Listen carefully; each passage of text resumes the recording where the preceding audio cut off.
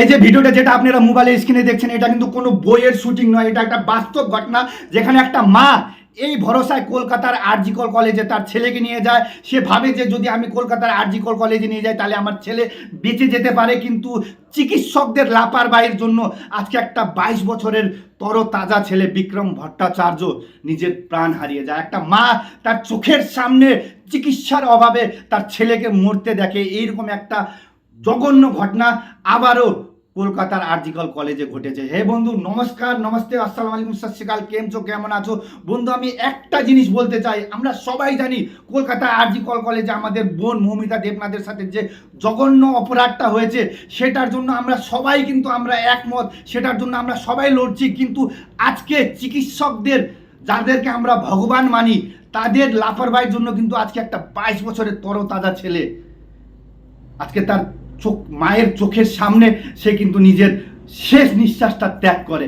আজকে যদি চিকিৎসকেরা যদি অল্প সময় তাকে দিত, সেই ছেলেটা কিন্তু বেঁচে যেত। আজকে হুগলির 22 বছরের ছেলে বিক্রম ভট্টাচার্য, তার দুই পায়ের উপর থেকে যখন ডাম্পার গাড়ি নিয়ে চলে যায়, তখন কিন্তু তাকে প্রথমে লোকাল একটা হাসপাতালে নিয়ে যাওয়া, তারপরে সেখান থেকে তাকে রেফার করে কলকাতার আরজি কর কলেজে নিয়ে যাওয়া হয়। কিন্তু সেখানে ডক্টররা আন্দোলন করার ফলে সেই ছেলেকে সকাল 9টা থেকে 12টা পর্যন্ত শুধু ব্যান্ডেজ লাগিয়ে তাকে রেখে দেওয়া হয়, এবং প্রচণ্ড পরিমাণে রক্ত তার শরীর থেকে চলে যাওয়ার বের হওয়ার ফলে সেই ছেলেটা কিন্তু শেষ পর্যন্ত কিন্তু মৃত্যুর কবলে চলে যায়। আজকে কি হচ্ছে সমস্ত দেশে? আজকে রাজনীতি এত বেশি ইম্পর্টেন্ট কি একটা জীবন চোখের সামনে চলে গেল, কিন্তু ডাক্তার, যাকে আমরা ভগবান মানি, আজকে সেই ডাক্তাররাই যদি আজকে অল্প সময় দিয়ে তাকে চিকিৎসা করে দিত, তাহলে একটা মা তার 22 বছরের তরতাজা ছেলেকে কিন্তু হারাতো না। আজকে আমরা সবাই জানি, আপনারাও বলবেন যে হ্যাঁ, ডক্টরের সাথে, মৌমিতা দেবনাথের সাথে এখনো যে ঘটনাটা ঘটেছে সেটার জন্য আমরা দুঃখিত, আমিও দুঃখিত।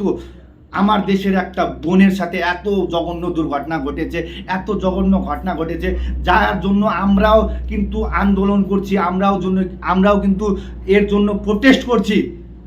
কিন্তু একটা ডাক্তার যখন তার পেশেন্টকে এইভাবে ট্রিটমেন্ট করে, এইভাবে ট্রিট করে, তাহলে কিন্তু আমরা কার কাছে যাব? আমি সমস্ত মেডিকেলের সমস্ত ডাক্তারদের কাছে অনুরোধ করবো, আমরা সবাই আপনাদের সাথে আছি, কিন্তু এইভাবে যখন একটা পেশেন্ট, যাকে আপনারা অল্প সময় দিলে ও বেঁচে যেত, আজকে একটা 22 বছরের ছেলে সে কিন্তু আজকে প্রাণ হারালো। কেন? আপনারা আন্দোলনে ব্যস্ত ছিলেন, আপনারা তাকে সঠিক সময়ে ট্রিটমেন্টটা দিলেন না। দেশে পলিটিক্স এত বেশি ইম্পর্টেন্ট হয়ে গেছে, যেখানে সব কিছু পরে কিন্তু পলিটিক্স আগে। কার জন্য? আজকে যদি আমরা সাধারণ মানুষরা যদি হসপিটালে গিয়ে আমরা ট্রিটমেন্টের অভাবে যদি আমরা নিজের প্রাণ আমরা হারিয়ে ফেলি, তাহলে আমরা যাবোটা কোথায়? আমি কিন্তু রিকোয়েস্ট করছি সবাইকে, পলিটিক্স পরে, আগে আমরা কিন্তু মানুষ। আমরা যেভাবে মৌমিতা দেবনাথের জন্য যেভাবে আমরা লড়াই করছি, সেইভাবে আজকে খুবই দুঃখের সাথে বলতে হচ্ছে যে বিক্রম ভট্টাচার্য, একটা 22 বছরের হুগলির ছেলে, চিকিৎসার অভাবে কিন্তু আজকে সে নিজের প্রাণ হারালো। সো বন্ধুরা, ভিডিও ভালো লাগলে প্লিজ আপনারা সবার সাথে শেয়ার করবেন, এবং প্লিজ আমি ডাক্তারদের সাথে রিকোয়েস্ট করব, আপনারা কিন্তু আমাদের ভগবান। আপনারা যদি ট্রিটমেন্ট না করেন তাহলে কিন্তু আমাদের কোনো জায়গায় নেই। জয় হিন্দ, বন্দে মাতরম, ভারত মাতা কি জয়।